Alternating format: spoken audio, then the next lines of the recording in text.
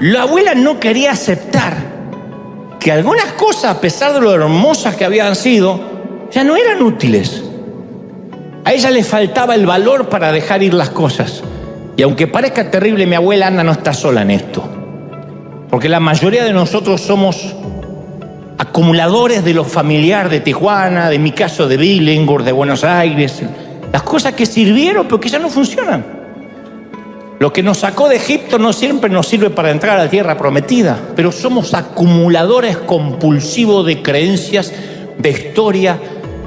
Mantenemos viejas, yo siempre digo, mantenemos viejas relaciones cuando ni siquiera somos correspondidos. Seguimos siendo leales a veces a amistades que, como digo siempre, se mantienen por un solo remo. El día que dejamos de remar, el día que no lo llamamos por teléfono, el día que no mandamos un texto, no nos habla más, porque era mantenida la relación por un solo remo. Yo he hecho la prueba de no llamar por una semana a alguien que creía mi amigo, nunca más supe de él, jamás. Entonces digo, era yo el que insistía con feliz cumpleaños, el otro. Pero uno se aferra a lo conocido, a lo familiar. Hay gente que usa hasta el mismo producto de una marca. El mismo, no consigo esa marca, no consigo. Pero no es que está buscando la marca de plutonio. No consigo el supositorio que yo usaba en El Salvador. De verdad. Y no se ría porque yo conozco gente de acá que se va hasta Tijuana. 4 horas de fila, ida y vuelta, para comprar unos caramelos para la garganta que los gringos no saben hacer. De verdad. Porque no es que dice, la insulina de allá es mejor. No, me fui a comprar unos caramelos que los venden en la farmacia de allá. O sea, acá pudieron mandar un cohete a la luna, pero no pueden hacer caramelo para la garganta. Y argentino también. Yo me traigo el dulce de leche de Argentina porque las vacas de acá no saben hacer ese tipo de dulce.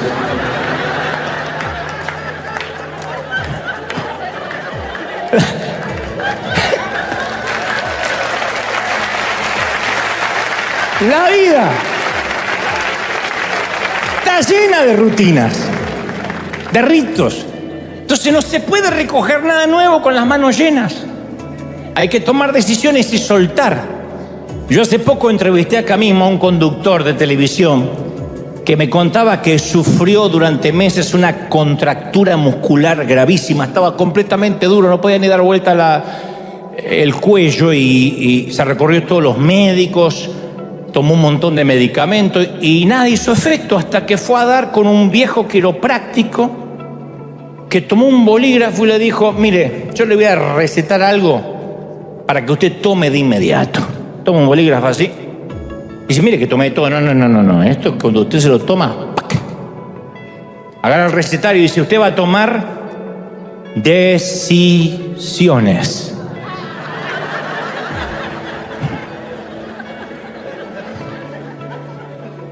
Y dice, ¿qué te puede decir? No, ni idea, mi amigo. Eso lo sabrá usted. Pero no son más de 2 o 3. Que le están sobrecargando la salud, le están minando la salud, lo están endureciendo. Usted tiene que tomar decisiones. Eso no es otra cosa que estrés por acumular problemas que estoy convencido que no valen la pena.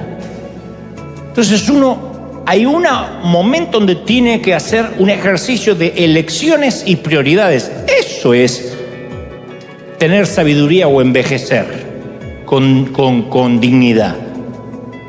Prioridades. Lo que cambian son las prioridades. Los gustos no cambian, cambian las prioridades. Entonces hay que hacer espacio para algunos problemas que merecen nuestra atención y otros que son un lastre innecesario. Uno habla del pecado e inmediatamente todo el mundo se identifica. Uy, la lujuria, la envidia, los celos. Ahora uno habla del lastre y dice, bueno, el peso, ¿qué es el peso? Y el peso es todo lo que distrae. Los aviones no vuelan sin comprobar el peso de su carga. Porque si no vuelan demasiado alto, gastan más gasolina. Entonces, cuanto más alto uno decida volar, menos peso podemos transportar. Y esto equivale para la vida. Uno de los principios de la sabiduría es elegir qué batalla vamos a pelear y qué definitivamente va a volar fuera de nuestro radar. En esto no me voy a meter. Hay problemas que no nos competen y sin embargo es como que hay gente que se levanta a la mañana y dice, no tengo problema, ¿dónde puedo conseguir uno? Y van y buscan. Y una vez te dije, ¿qué parte del peso que arrastramos de nuestro Tijuana es la que hay que dejar? A veces es una deuda emocional, que los hispanos tenemos mucho, ese famoso síndrome que yo hablo siempre de te estaré siempre agradecido, que suena noble. Caramba, que acá siempre hablamos de la honra. Pero nunca olvidemos que la herramienta es solo una herramienta. Uno le agradece al martillo, no le rinde homenaje. Entonces hay que honrar a quien nos bendijo, pero en algún momento hay que decir, bueno, ya está, suficiente. Cuando uno termina de pagar una hipoteca o un préstamo, el banco no tiene por qué volvernos a llamar. Ya pagué. Y hasta algunos nos hacen sentir hasta la obligación moral que si nos va bien lo tenemos que repartir con ellos. Si te va tan bien, ¿por qué no dejas algo? Porque trabajé, me partí el lomo. Porque Dios me bendijo, porque soy un dador, etcétera. Por eso insisto, para que Dios nos pueda llegar al futuro, nos pueda llevar, tenemos que reconocer que ciertas relaciones fueron muy buenas para el viejo Tijuana, para el viejo Buenos Aires, para el viejo México, pero no para el sitio donde vamos. Uno no puede pasarse la vida aclarando malentendidos, sentimientos heridos, egos dañados. ¿Viste que hay gente, qué te pasa ahora? No, se me enojó la cuñada. Y se me enojó el compadre, y ahora se me enojó. Y siempre está aclarando y aclarando y aclarando. Hasta que un día uno se cansa de aclarar.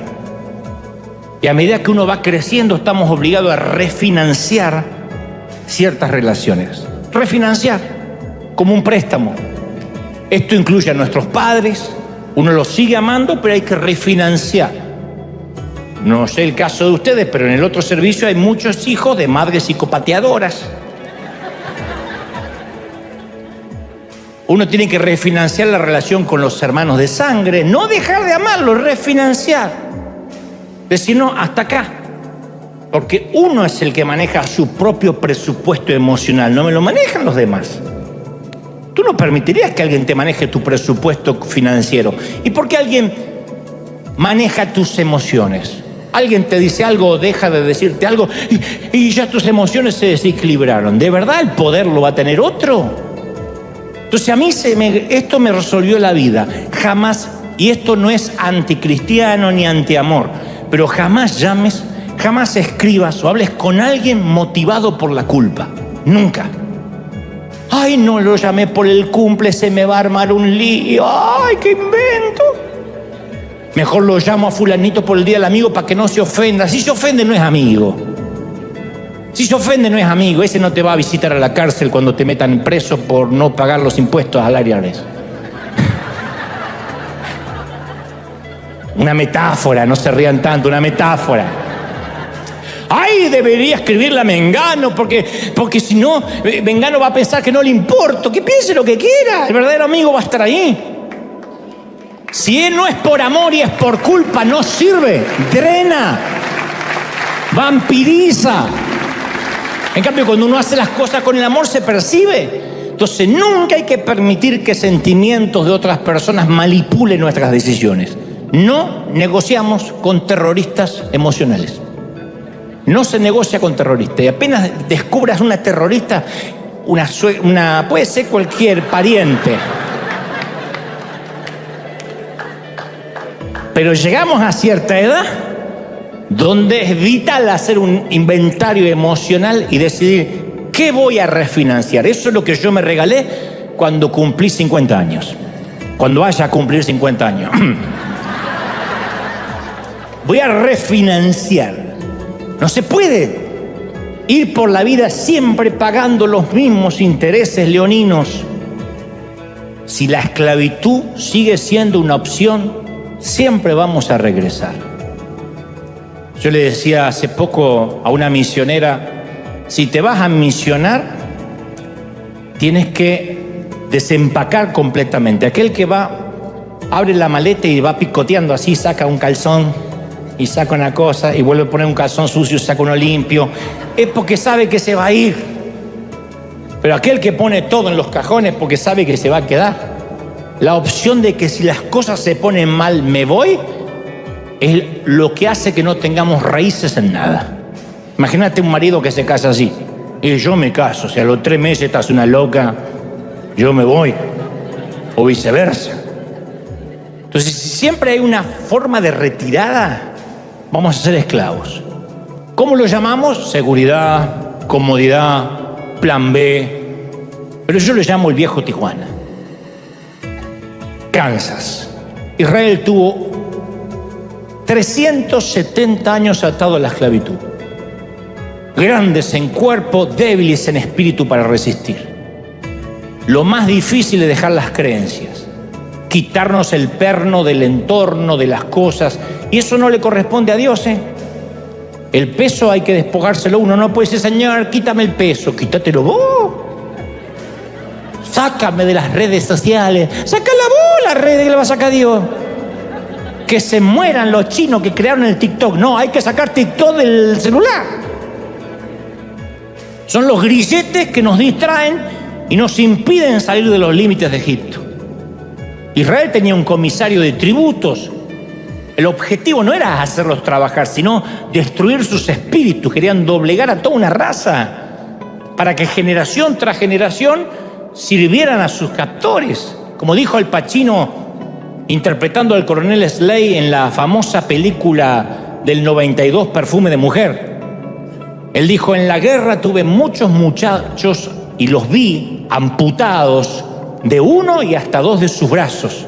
No hay nada tan cruel como un espíritu amputado, porque no hay prótesis para eso. No hay prótesis para un espíritu amputado. Por mucho que vayas tras el sueño americano, por mucho que te vayas a los Estados Unidos, a Europa, con un espíritu amputado vas a ser un esclavo donde vayas.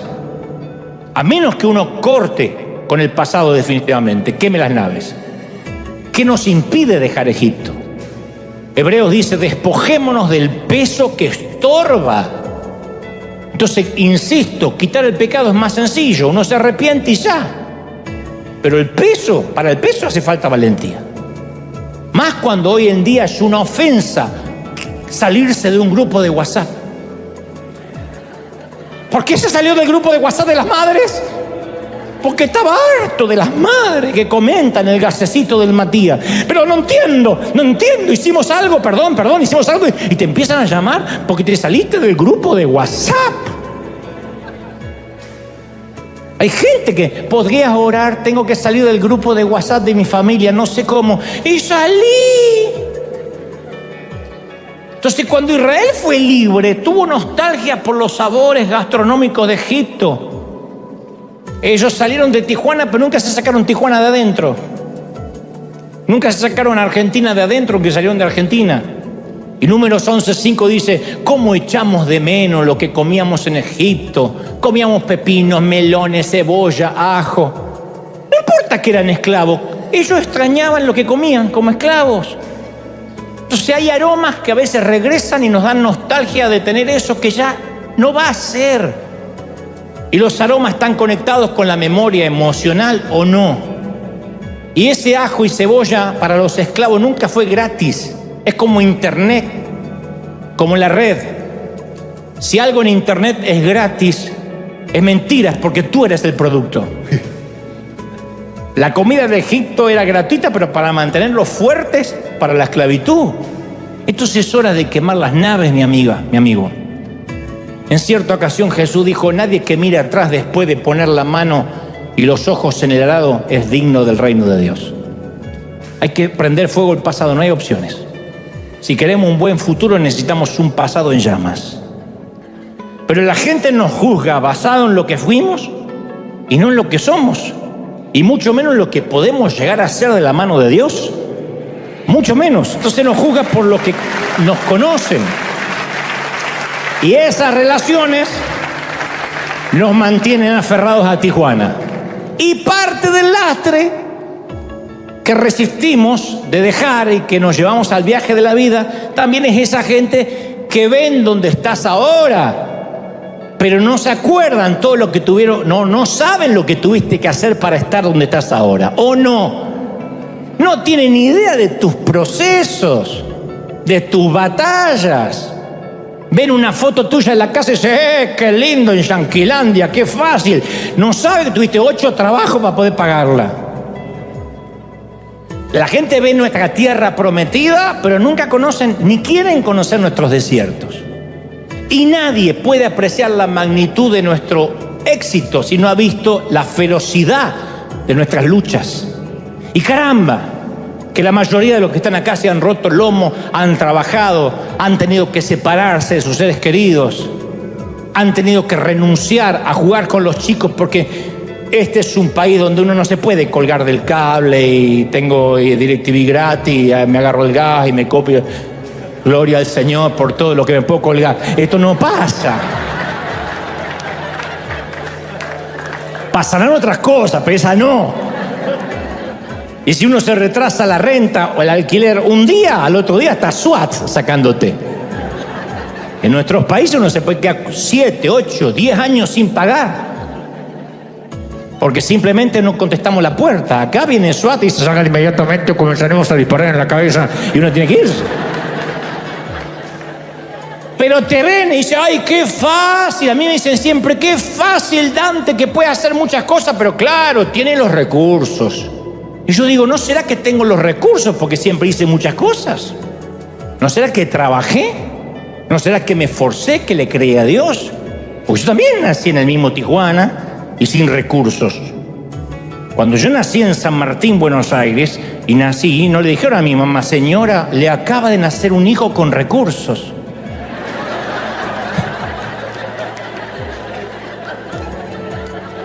Ni nací en el Palacio de Buckingham.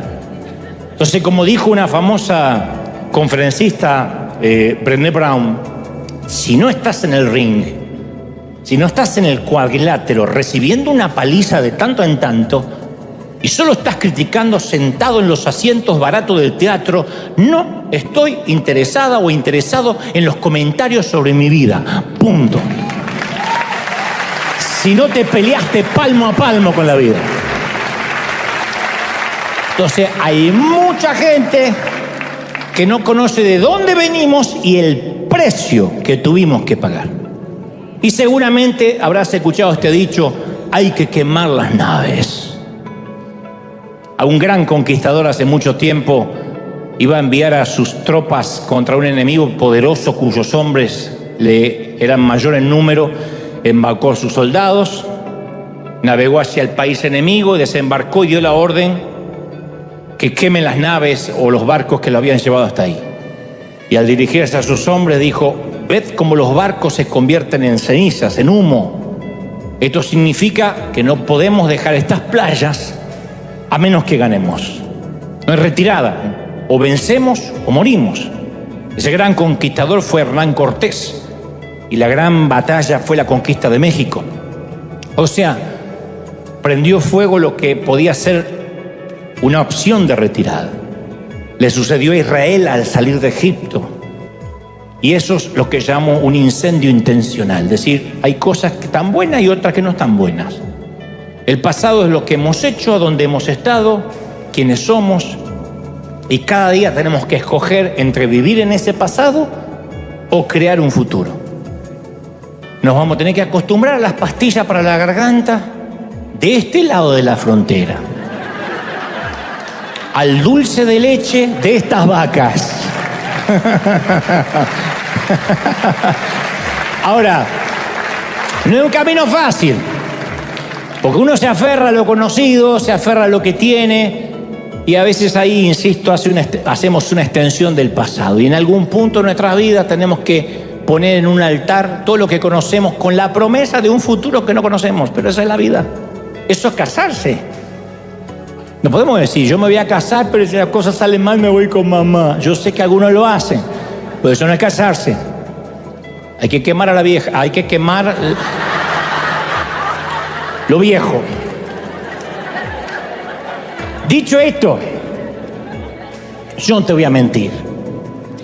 Hay dolores de la infancia que nunca se van.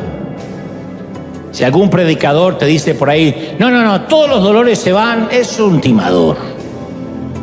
Se alivian. Pero hay dolores que nunca se van por completo porque, insisto, están en ese 1% que Dios permitió, tema para otro mensaje, para hacer lo que hoy somos, para darnos cierta resiliencia, cierto umbral de resistencia a los avatares de la vida. Olvidar no es adquirir amnesia. Uno puede recordar el dolor, pero que ese dolor ya no viaje con nosotros. Que ese dolor no nos acompañe a todos lados. Las cicatrices son una belleza especial. A mí me gustan ver cicatrices. Porque quien no tiene ninguna herida significa que no peleó nunca una batalla de las buenas. Las heridas de la vida son una placa de honor. Son como las marquitas de la cesárea de una mamá que hablan de que ese mapita que ahora aparece en su panza es que parió, que dio a luz hijos. Las marcas, sean cual sea, siempre son buenas. Hay un viejo chiste malo que relata que un día se juntaron varios gringos machotes para presumir su cicatriz. Se lo deben conocer. Uno de ellos se levantó la camisa y dijo: esta cicatriz me la hice peleando cuerpo a cuerpo en Kansas City. Y ahí mismo se levantó otro la camiseta y dijo: esta marca me la hice en una balacera con la policía en Dallas City. Otro hizo lo propio, dijo Oklahoma City. Alguien dijo Connecticut City. El pobre hispanito que estaba ahí, para no ser menos, levantó la camiseta y dijo Appendi City. Es chiste malo, pero había que ponerlo en alguna parte, ¿no? Pero las heridas marcan que no nos rendimos, que peleamos.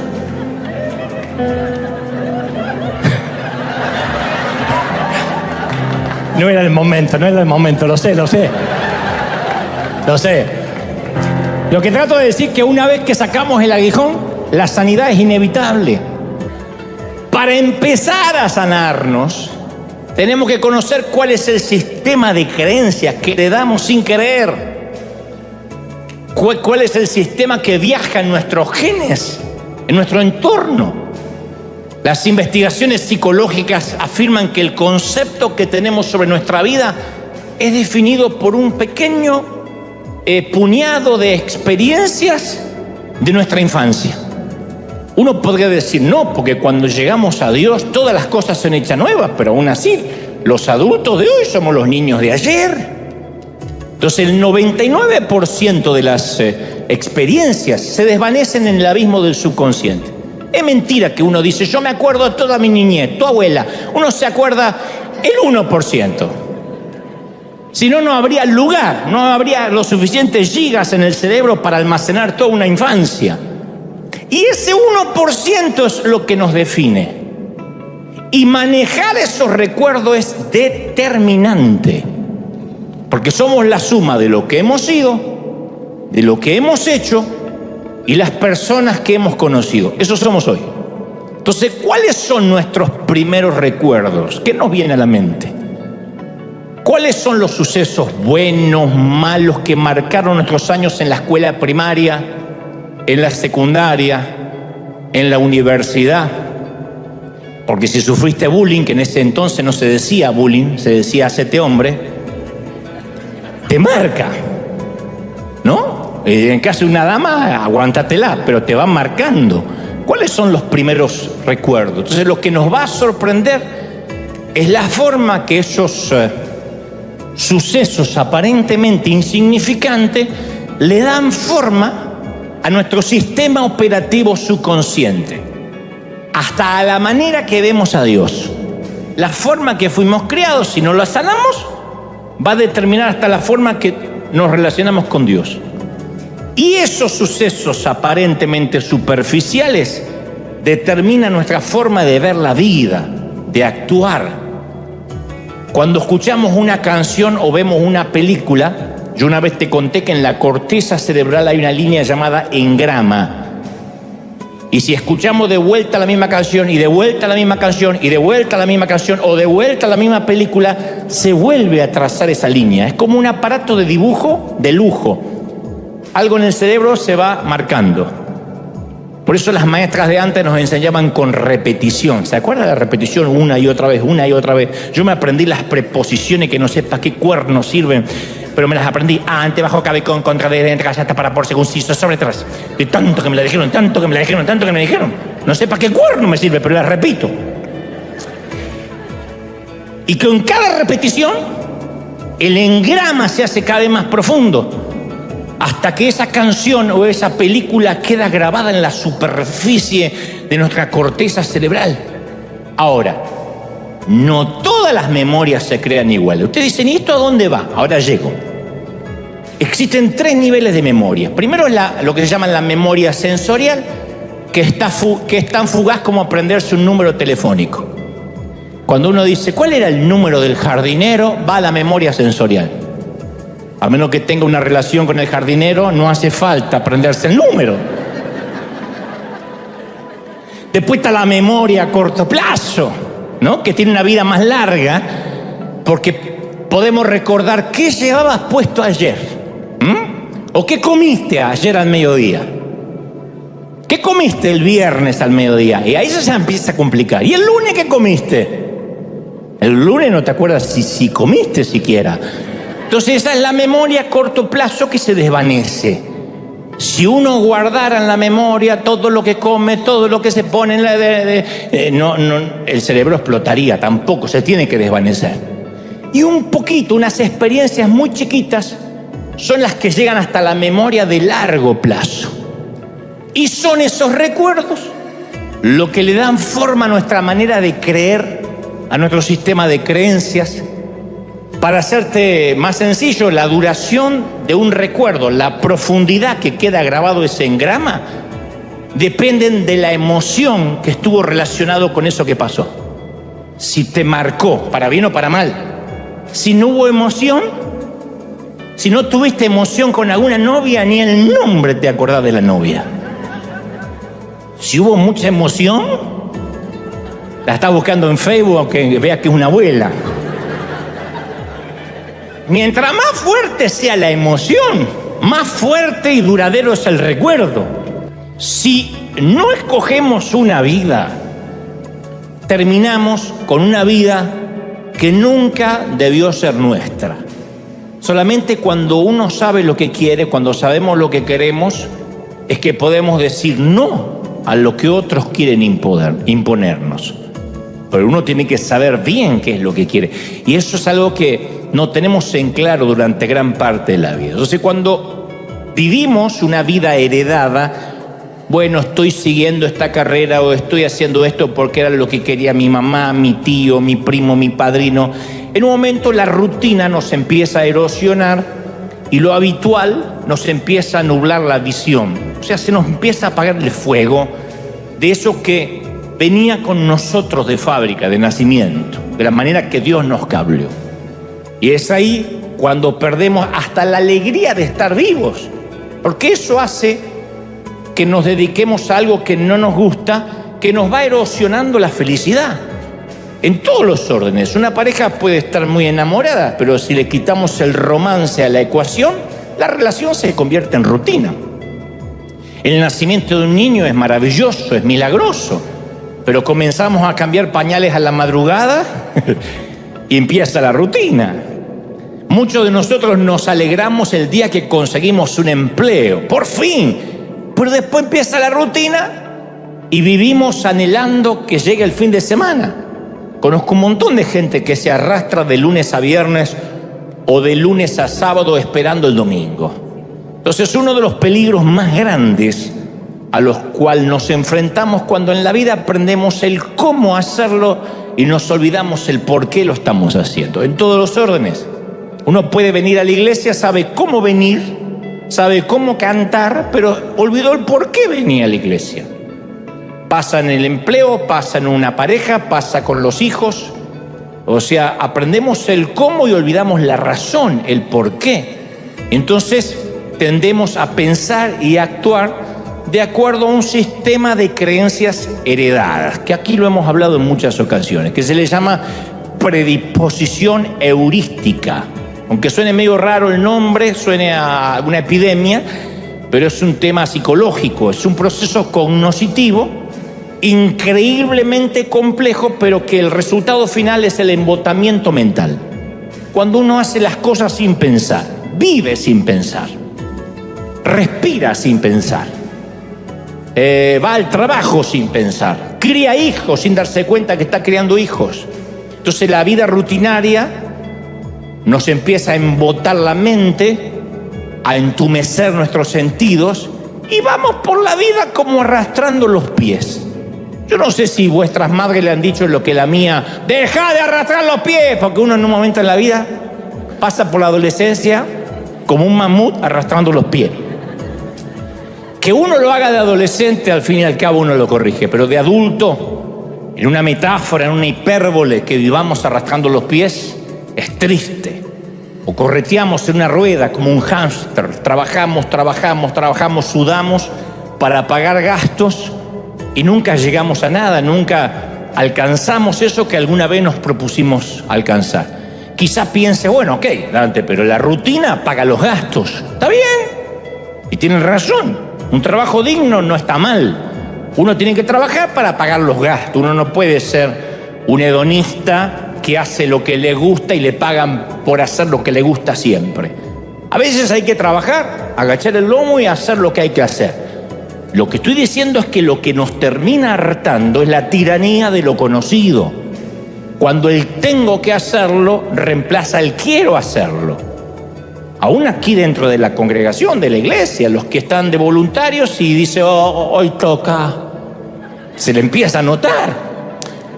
Cuando el tengo que hacerlo reemplaza el quiero hacerlo. Entonces conozco a mucha gente que estudia, que trabaja, que se levanta todos los días sin rumbo. Y esto le ocurre desde el presidente de una empresa hasta el alumno, a un pastor, a un cura, a un rabino, a la maestra, a la mamá que cocina todos los días. Y todos nos identificamos con esa tendencia de empezar a vivir sin rumbo, hasta incluso, insisto, en las relaciones personales. Porque llega el día que nuestra pareja está más marcada por la tolerancia que por la pasión.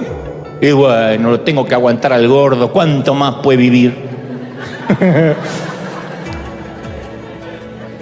Que acá no pasa, pero en el otro servicio hay muchas de esas asesinas potenciales.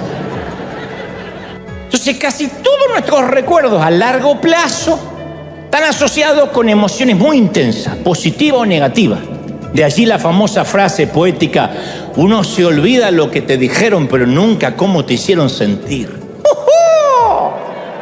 Me vine Neruda hoy, Porque así Dios nos estructuró. Uno dice, voy arriba, pero es por más como me siento que lo que me dicen. O las canciones, como Dios me hace sentir. Eso es lo que uno nos marca, lo que sentimos. Entonces el 99% de nuestras experiencias del pasado se olvidan con rapidez porque no las sentimos. ¿Por qué nos olvidamos gran parte de la infancia? Porque no la sentimos, porque estábamos ocupados viviendo. Por eso es muy sanador la mayordomía, la manera que manejamos nuestros recuerdos. Y a veces uno tiene que ser consciente y desfragmentar algunos recuerdos. En lugar de mantener un registro de agravio, de ofensa, hay ciertos recuerdos que no conviene tenerlos, por mucho que los hayas sentido negativamente. No conviene que ocupen lugar, porque van a ocupar el lugar de otras cosas. Entonces tenemos una tendencia natural a recordar lo que deberíamos olvidar y a olvidar lo que deberíamos recordar. Y vamos a ver que a medida que envejecemos, en tu caso yo todavía no llegué, pero a medida que estás envejeciendo, uno ya no recuerda cosas, uno tiene recuerdos del recuerdo. Uno va a empezar a recordar cosas que en realidad nunca sucedieron así. Los recuerdos no son objetivos. A medida que uno envejece, los recuerdos son muy subjetivos. Y tenemos la tendencia de añadirle romanticismo, dramatismo catastrófico en nuestro pasado. Me acuerdo una vez que estaba en el Titanic. ¿Vos estuviste en el Titanic, abuelo? ¿Cuándo? No te dan ni los números. Mi abuelo me contaba una historia que yo llegué a pensar que era el padre de Rambo. Me contaba unas historias y cuando estuve en la guerra, agarré mi fusil, salía la vieja, decía, callate viejo, que no fuiste ni siquiera al servicio militar. Decía. Y él se enojaba porque no se sentía un mentiroso. De tanto contarlo, él se había estado en la guerra. Dice, ¿qué es esta cicatriz? ¿Qué es esta cicatriz? La operación de la vesícula, decía la vieja.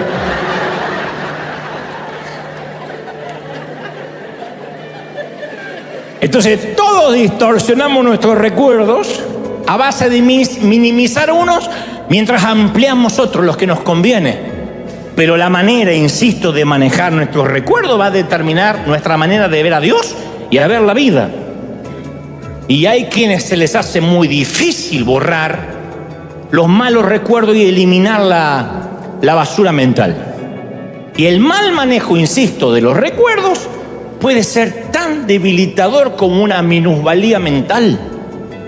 Porque la gente que vive atascada, un pésimo recuerdo, no puede recibir lo que Dios le da, no puede ir a futuro.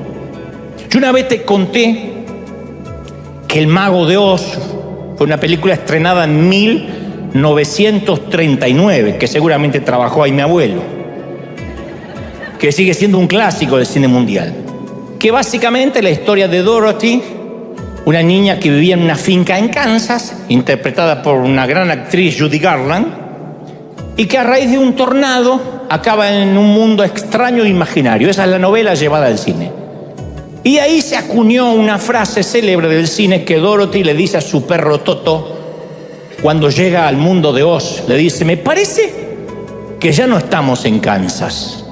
Esa frase se utiliza para cuando cambia nuestro entorno habitual, cuando cambian los rostros conocidos, cuando cambia la forma rutinaria de vivir, cuando cruzamos la frontera para venir a vivir a este país, los que somos inmigrantes. Pero se utiliza en los negocios, en la política, en cualquier ámbito que sea diferente al Kansas del cual crecimos. A efecto de contemporizar la frase, podríamos decir, ya no estamos en Chiapas, ya no estamos en El Salvador, ya no estamos en Buenos Aires, ya no estamos en Tijuana, por ejemplo. Yo voto por la frase a partir de ahora, ya no estamos en Tijuana. Yo sé que no nacieron en Tijuana todos, pero por lo general nos atrae lo que conocemos. Así que yo voto por decir, para que no sea tan gringa la frase, ya no estamos en Tijuana. El día que ustedes predican, pongan Buenos Aires o el ejemplo que quieran.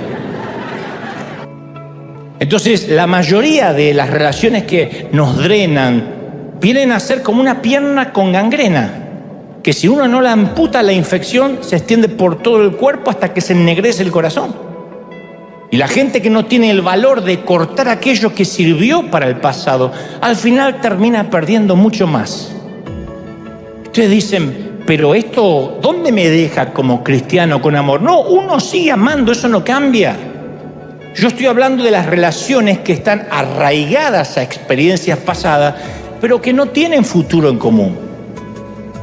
A todo el mundo tenemos seguramente en casa un par de zapatos viejos que son comodísimos. Ay, estos zapatos, eso donde los dedos entran ahí, especialmente después que los tienes entre un taco, que dice liberen a Willy y los dedos salen ¡puf!, así buscando la libertad. Y uno se pone esos zapatos, pero tienen olor, y el olor a pata lo sienten todo menos el dueño. Tienen agujeros y no nos van a llevar lejos. Esas son las relaciones que a veces hay que cortar. Son cómodas, pero no nos van a llevar al futuro. Yo estando en Argentina construí muchas amistades que en su momento pensé que iban a ser para toda la vida. Como cuando uno va a la escuela primaria y tiene esos amigos de 12 años que dicen, nos vamos a ver hasta que seamos grandes. Y después uno no se vuelve a ver más. Cuando ya uno es más grande, elige la amistad ya no por coincidir en el mismo aula o en el mismo salón, sino por elección. Pero me di cuenta que nuestras vidas fluctúan por temporadas y las amistades siguen el mismo patrón. Entonces, sea cual sea la razón, Eso redefine la dinámica de la amistad e incluso del parentesco. Hay parientes con los que uno estuvo muy cercano y después la vida, Dios, nos va alejando. Y no deberíamos sorprendernos si por una razón u otra la vida remodela el terreno de tanto en tanto. No es culpa de nadie. Las cosas cambian. Nadie es el mismo después de 20 años. ¿O sí? Si alguien cree que es el mismo, mírese al espejo, desnudo y con la puerta cerrada. No somos quienes fuimos, somos otros. Yo no soy el mismo cuando tenía 30, ni cuando tenía 20, ni pensaba como pienso ahora. No somos los mismos, somos otros. Y como dijo el sabio Salomón en Eclesiastés 3, todo en esta vida tiene un tiempo, una temporada, incluyendo la amistad. Entonces, por razones obvias, no podemos forzar amistades para toda la vida. ¿Por qué? Porque se forjan en las trincheras de diario. Por definición, toman toda la vida para que una amistad se desarrolle toda una vida. Pero no todos vamos a conservar los amigos de siempre. Entonces, por nuestra salud mental tenemos que decir, a ver, no vamos a llegar toda la jubilación juntos, a la mecedora, a compartir los dientes en el mismo vaso. Me voy a cambiar el pañal. ¿Me cambias el mío ya que va? No va a pasar eso. Puede que nos jubilemos con un grupo totalmente diferente a los amigos que tenemos ahora. Ahora, muchos venimos del mismo entorno, incluso crecimos en el mismo hogar, ¿o no? Y terminamos en lugares diferentes completamente en la vida. ¿Hay alguien acá que no se parece a su hermano o a su hermana? Bueno, vinieron los parecidos de Suiza todos. ¿Hay alguien que dice, yo no me parezco a mi familia? Una valiente, por fin. La familia no te está viendo, tranquila. Viste que a veces uno dice, no me parezco a mi hermana. Pero parece que yo fui adoptado y hasta uno empieza, después uno se ve la misma nariz, la misma, y uno dice, no soy adoptado.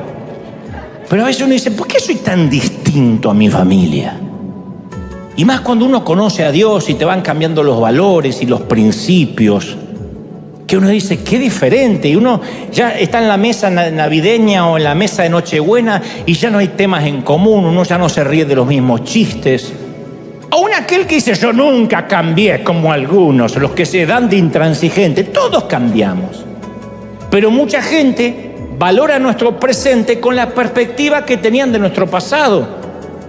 Recordemos que Jesús no pudo hacer milagros en su ciudad porque la gente dice, si este es el hijo del carpintero.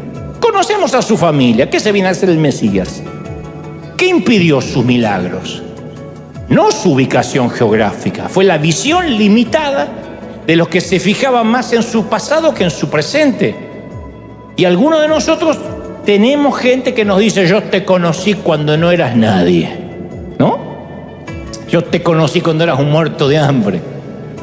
A mí me dicen siempre, yo conocí a Dante cuando tenía un Renault 18 fundido y un traje brilloso de tanto planchar.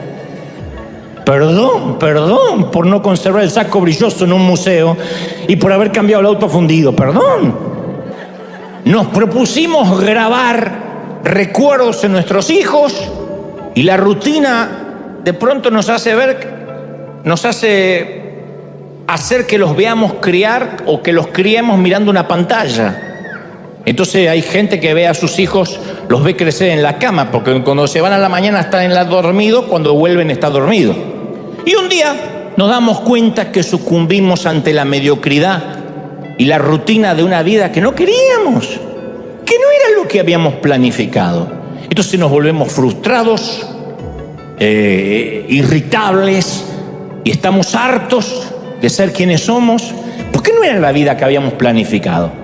Y lo irónico de esto es que muchos de nosotros seguimos anhelando un futuro distinto, un futuro nuevo, pero mientras nos aferramos al pasado, porque es lo único que conocemos. Queremos que Dios nos dé algo nuevo, todos decimos queremos que Dios nos dé algo nuevo, pero nunca permitimos que nos arrebate lo viejo. Entonces no podemos tomar lo nuevo si no dejamos lo viejo. Y si no somos conscientes de eso, nuestro futuro termina siendo una extensión de nuestro pasado, como un pasado que se alarga, en lugar de que sea algo diferente como lo habíamos soñado. Y nuestro pasado, lo que es aún peor, puede convertirse en una cárcel que perpetúa las creencias de los que nos criaron. Uno tiende a repetir las cosas de los padres que no queríamos repetir. Entonces, de algún modo, no sé si es intencional, creo que es más inconsciente, reproducimos la misma cultura con nosotros, con lo que nos rodean, de la manera en que nos criaron. Ustedes dicen, ¿está mal eso? Y si uno repite lo malo, sí. Lo engañoso del caso es que a veces nos pasamos la vida intentando no ser como nuestros padres. Que por una cuestión de buen gusto, no le voy a preguntar quién se pasa la vida intentando no ser como los padres, pero lo cierto es que llegamos a ser como la persona que menos nos queríamos parecer. Esto es lo peor. Durante las terapias o durante las consejerías siempre surge la frase: yo juré que nunca iba a ser como esa persona que despreciaba, pero estoy dándome cuenta que estoy llegando a ser exactamente como esa persona. Y yo conozco esa lucha interior, porque en muchas ocasiones yo me propuse no ser como la peor versión de mi padre, que me dejó algunas cosas buenas y otras no tan buenas, no son para contar. Y yo me propuse no ser como él, pero a veces me asusto porque me veo actuando como él. Me escucho la voz y es la voz de mi papá. Ya bastante que tengo las manos de mi papá que se parecen más, pero a veces escucho que es la voz de mi papá y hasta digo frases que a mí me irritaban cuando me las decía. La famosa, vamos a ver, de acá al sábado puede pasar muchas cosas. Esa manía de no comprometerse como todo político que tienen los padres, ¿no? Porque lo seguro, como dije una vez, lo limitado nos hace sentir tranquilos. Es una aldea controlada por lo que conocemos. Y la mente estrecha nos dice que no hay más nada allá, más allá de la jurisdicción de Tijuana, que no hay más nada allá de Buenos Aires. Entonces vivimos nuestra propia pecera, con problemas familiares agotadores que nunca se terminan, y nunca podemos ver el futuro porque nos empieza a envolver la rutina de las creencias. Yo digo, ¿no habrá un momento en la vida que Dios quiere que renegociemos aquello que nos preocupa y aquello que vamos a partir de ahora a dejar pasar por alto? ¿Por qué hay gente que pasa días enteros sumergidos en asuntos familiares insignificantes? Yo sé que algunos dicen, sí, a mí me pasa, a todos nos pasa. Yo estoy consciente que hay algunas turbulencias en la vida, algunas pruebas que no las podemos ignorar. Enfermedades terminales, alguna minusvalía, etc. Pero muchas otras son lastres que arrastramos del viejo Tijuana. Estoy hablando metafóricamente, de donde haya nacido. Conozco gente que gasta recursos, tiempo, extinguiendo fueguitos que no valen la pena. Y yo estoy convencido que acá debe haber gente que le encanta, que es adicta al drama. Alguien debe conocer a alguien que es adicto al drama. Siempre tiene un problema terrible, siempre. La vida es a las 7:06 centro, la Winfrey, la pobre de Guadalupe que va a River. Es siempre así. Que la vida es una telenovela. Son fatalistas. Ay, el nene se le atraviesa una flatulencia. ¡Oh! Te lo cuentan como que le agarró un cáncer terminal. No sabes, estoy orinada por un dinosaurio. Se me constipó el Matías. ¡Oh! No me hace caca. ¿Qué hice, Dios, para tener esta vida? Uno dice, no puede ser. Esa hay que mandarla en un container a África. Pero hay gente que dramatiza las boberías cotidianas. Y yo sé que existen muchos momentos reales de angustia que uno no puede evitar. Pero mi pregunta es, ¿no llegamos a un momento en que decimos, ¿no será que me estoy complicando la vida con una carga en los hombros que podría quitarme, pero que las heredé de mi familia? Porque así era mi mamá, porque así era mi abuela. El escritor de los Hebreos, capítulo 12, versículo 1, dice, por tanto, despojémonos de todo peso y del pecado que nos asedia, y corramos con paciencia la carrera que tenemos por delante. El domingo pasado yo hablaba del pecado. Uno dice pecado que confieso, pecado que desaparece. Lo más difícil es confesar el peso, las distracciones que no llegan a ser un pecado capital, pero que nos distraen. Son los asuntos grasos de la vida. Es la basura que nos inflama. Si uno quiere adelgazar en este país, tiene que cortar el gluten, las harinas y todo lo que inflama, todos los aditivos, el azúcar. Casi nadie engorda por comer comida sana. Lo no saludable es lo que nos inflama. Y en la vida pasa igual, hay cosas que nos inflaman, no nos nutren, no nos alimentan, pero nos drena, nos vampiriza, nos carga. Y son cosas que heredamos de nuestros padres. Y te lo digo porque esto no es un mensaje para ustedes nomás, los pobres mortales. Yo muchas veces me veo dramatizando como mi mamá. Mi mamá era una súper actriz. Glenn Close, Michelle Pfeiffer no existían, eran un frijol al lado de mi mamá. Entonces a veces yo tiendo a dramatizar porque viaja conmigo.